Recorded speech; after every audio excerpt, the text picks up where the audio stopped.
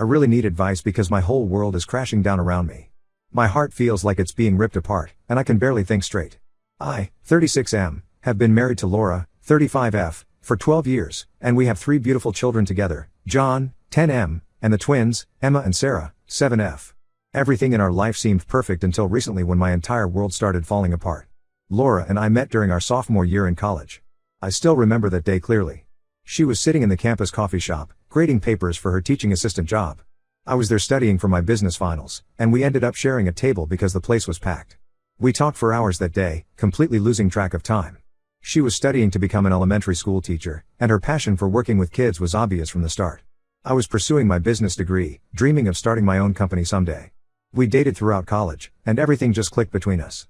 After graduation, we both landed good jobs in the same city. I started working at a marketing firm, and she got a position teaching 3rd grade at a local elementary school. We got married a year later in a small ceremony with close family and friends. Our parents helped us with the down payment for our first house, and we started building our life together. John came along 2 years into our marriage. Laura was an amazing mother from day one. She somehow managed to balance her teaching career with being a mom, and I was in awe of her. When she got pregnant with the twins 5 years later, we were overjoyed. Those early years were challenging but wonderful. We were tired all the time from juggling work and 3 young kids, but we were happy. We had date nights every Friday, took family vacations every summer, and always made time for each other despite our busy schedules. For the past 10 years, I've been growing my own marketing consultancy. It started as a side hustle but grew into something bigger. Laura was incredibly supportive during those early years when I was working late trying to build the business. She never complained when I had to miss dinner or when I was stressed about landing clients. She believed in me when I doubted myself. Looking back now, I can see where things started going wrong. About 2 years ago, my business really took off. I was finally making the kind of money that could give our family a comfortable life. We moved to a bigger house in a better school district, got new cars, and could afford nice vacations. But with the success came longer hours and more stress. I started missing those Friday date nights. Family dinners became rarer.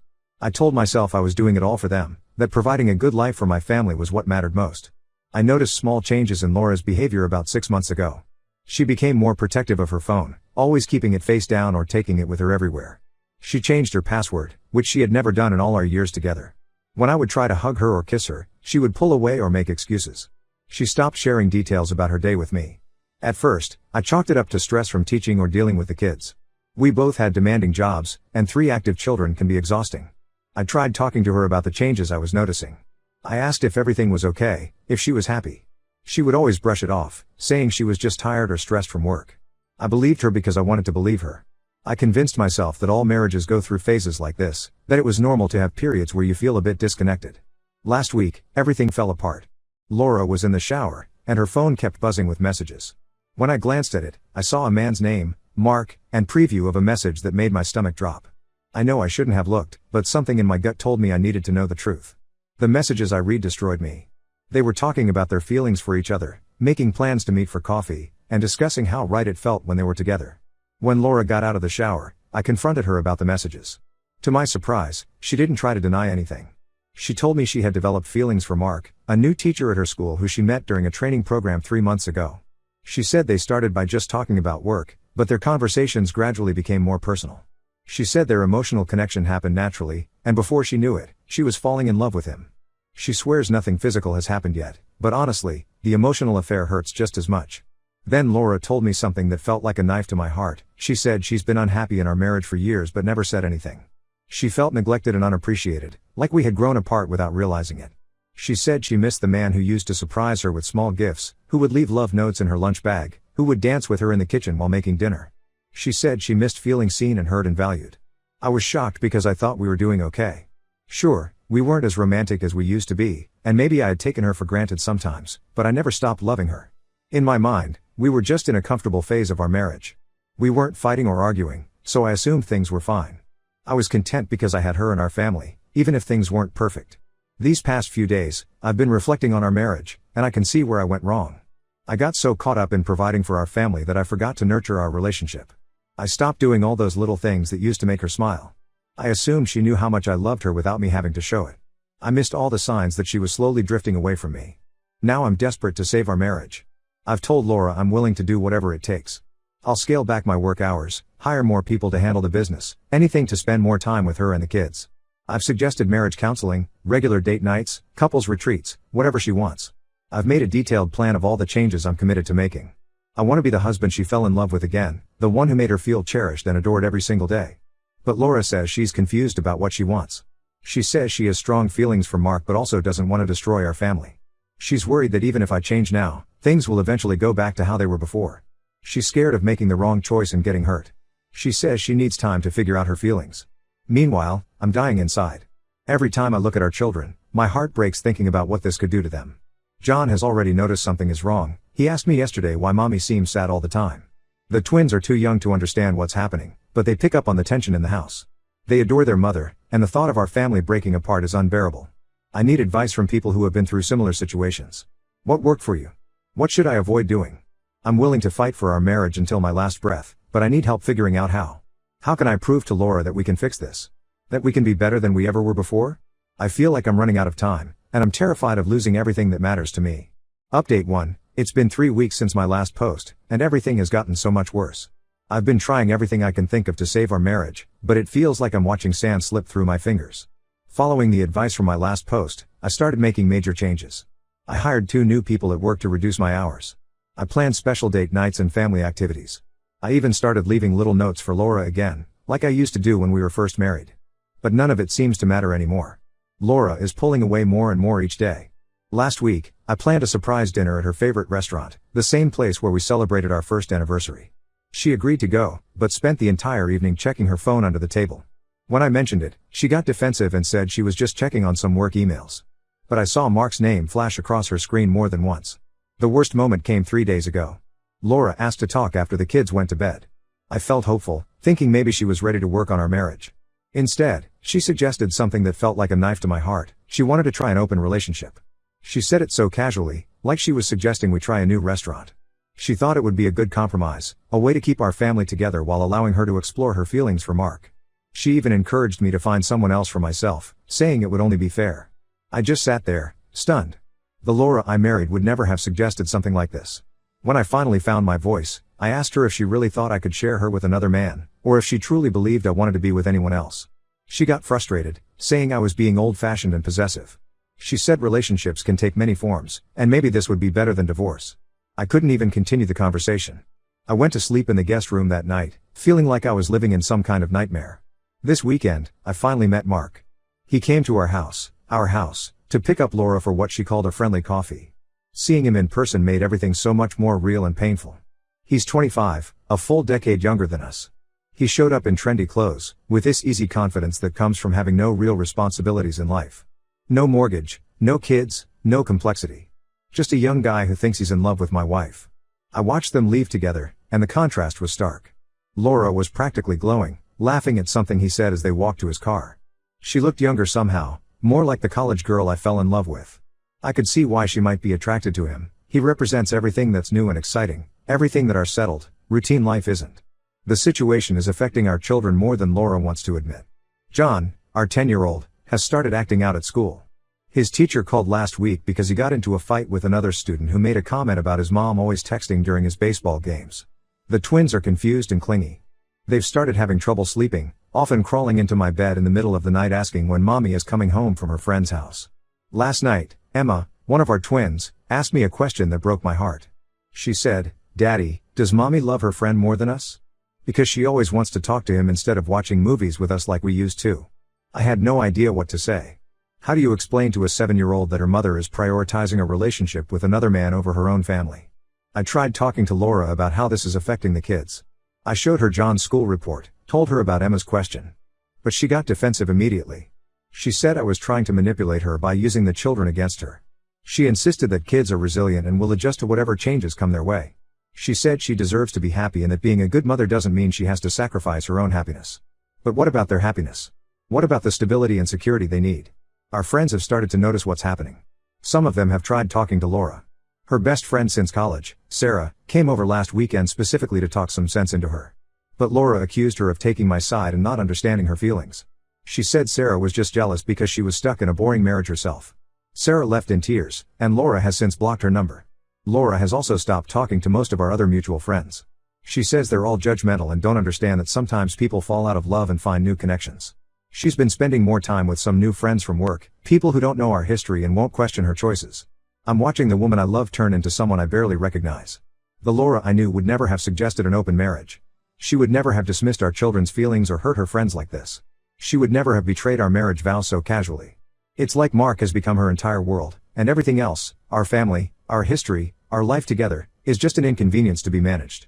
The most painful part is catching her in those unguarded moments when she's texting him. Her whole face lights up in a way it hasn't for me in years. Sometimes she'll laugh at something he's written, and it's like a punch to my gut because I remember when I used to make her laugh like that. I'm still trying to fight for our marriage, but it feels more and more like a losing battle. Every time I think we're making a tiny bit of progress, she pulls away again. Last night, I heard her on the phone with him in our backyard, telling him how much she misses him even though she'd just seen him that afternoon. I never thought our marriage would come to this. I never thought the woman I've loved for 12 years, the mother of my children, could become a stranger so quickly. Continued in next part due to length. Update 2. It's been 2 months since my last update, and everything has finally reached a breaking point. Yesterday, Laura sat me down in our kitchen, the same kitchen where we used to dance while making dinner, where we've had countless family breakfasts, where our kids took their first steps, and told me she wants a divorce. The worst part wasn't even the words themselves, but how calmly she said them, like she was telling me about her plans for the weekend. She had clearly planned this conversation carefully. She already had a folder full of papers from her lawyer, complete with proposed custody arrangements and alimony calculations. While I've been desperately trying to save our marriage, she's been methodically planning its end. She wants to move in with Mark and start what she calls her new life. She kept using that phrase, new life, as if our 12 years together and 3 children were just some old chapter she could easily close. Laura has everything figured out in her head. She wants primary custody of the kids, offering me weekends and some holidays like she's doing me a favor. She's asking for significant child support and alimony because her teacher's salary is much lower than what I make from my business. The business I built while she supported me, the success we achieved together, now it's just a number to be divided. The conversation kept getting worse. She's already found an apartment near Mark's place and started looking at schools in that area for the kids. She's planned all this without even telling me she was considering moving the children to a different school district. When I protested, saying the kids shouldn't have to leave their friends and familiar environment, she accused me of being difficult and not putting the children's best interests first. Somehow, in her mind, uprooting them from everything they know is what's best for them. I made one last attempt to save our marriage. I reminded her of how we met in college, how we built our life together from nothing. I talked about the birth of our children, our first house, all the challenges we overcame together. I reminded her of the vows we made, the promises to stay together through better or worse. But Laura just stared at me with this distant look in her eyes, like she was watching a movie about someone else's life. Then she said the words that shattered what was left of my heart, I don't love you anymore. I'm in love with Mark. She said it so matter-of-factly, like she was commenting on the weather. She didn't even seem sad about it. She said Mark understands her in a way I never did, that he makes her feel alive again. When I asked about our children, she said they'll adjust and that it's better for them to have a happy mother than parents who stay together unhappily. The divorce proceedings started this morning. Our first meeting with the mediator is scheduled for next week. We're trying to keep things civil for the kids' sake, but it's incredibly hard. Every time I see her, I'm reminded of the woman I fell in love with, and I can't understand how we got here. How did the person who once couldn't sleep without holding my hand become someone who can barely look me in the eye? Laura moved in with Mark last week. She packed up her things while I took the kids to the park because she didn't want them to see her leaving. When we came back, half our family photos were gone from the walls. The house feels empty now, like a museum of what used to be. The kids keep asking when mommy is coming home, and I don't know what to tell them anymore. The hardest part is that Laura seems genuinely happy with her decision. Yesterday, I dropped off the kids at her new place, and I saw her laughing with Mark in the kitchen through the window. She looked younger, carefree, like the weight of our marriage had been holding her back all these years. Our oldest, John, saw it too and asked me why mommy never laughed like that with us anymore. Our mutual friends are divided over the situation. Some have sided with Laura, saying people can't help who they fall in love with and that everyone deserves to be happy. Others are disgusted by her choices, especially how she's handled everything with the kids. My best friend told me she saw Laura and Mark at a restaurant last night, acting like teenagers in love, while Laura was supposed to be having dinner with our daughters. I'm trying to stay strong for our children, but some days are harder than others. The twins still cry at bedtime, asking for their mom. John has become withdrawn and angry, refusing to talk to Laura on the phone. I'm doing my best to hold everything together, but watching our family fall apart while Laura builds her new life with Mark is the hardest thing I've ever had to do. Update 3, it's been 6 months since everything fell apart, and the divorce is finally official. I signed the last papers yesterday. 12 years of marriage, 3 beautiful children, and countless memories, all reduced to a stack of legal documents and cold, formal agreements about custody schedules and financial arrangements. Laura and Mark are still together. They've moved into a bigger apartment, and she seems committed to her new life with him. The custody arrangement we settled on has the kids staying with her during the weekdays because of school schedules, and with me on weekends. We also split holidays and school breaks. I get 2 weeks with them during summer vacation. It's not ideal, but I'm trying to make the best of the time I have with them. The hardest part has been watching our children adjust to this new reality. John, our oldest, is struggling the most. His grades have dropped, and he's been getting into fights at school. The school counselor suggested he start seeing a therapist, which he now does twice a week.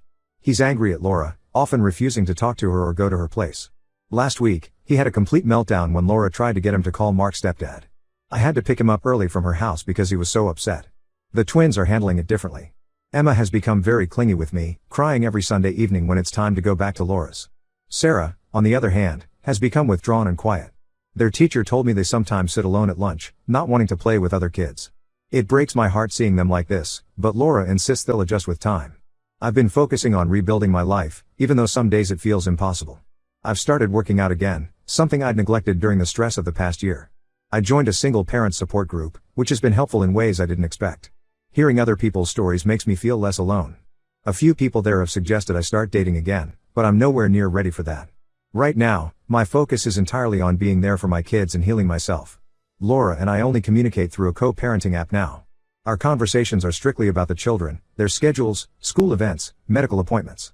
Sometimes I catch myself wanting to ask her if she's really happy, if trading our family for a life with Mark was worth it. But I know those questions won't change anything. What's done is done. Last week, I ran into them at our local grocery store. Mark had his arm around her waist, and they were laughing about something while picking out vegetables. It was such a normal, domestic moment, the kind we used to share, and it felt like a punch to the gut. The twins were with me and saw them too. Emma asked me later if Mark was going to be their new daddy. I had to pull over on the drive home because I couldn't see through my tears. I've started making new traditions with the kids during our weekends together. We have movie nights on Fridays, go hiking on Saturdays, and cook Sunday breakfast together. I'm trying to create a stable, happy environment for them, even if it's only for 2 days a week. I want them to know that even though their family looks different now, they're still deeply loved and valued. The pain isn't as sharp as it used to be, but it's still there. Some days are better than others. The house still feels too quiet when the kids aren't here. I still sometimes reach for Laura's side of the bed in the middle of the night, forgetting for a moment that she's gone. But I'm learning to live with this new normal, focusing on being the best father I can be and slowly rebuilding my life, one day at a time.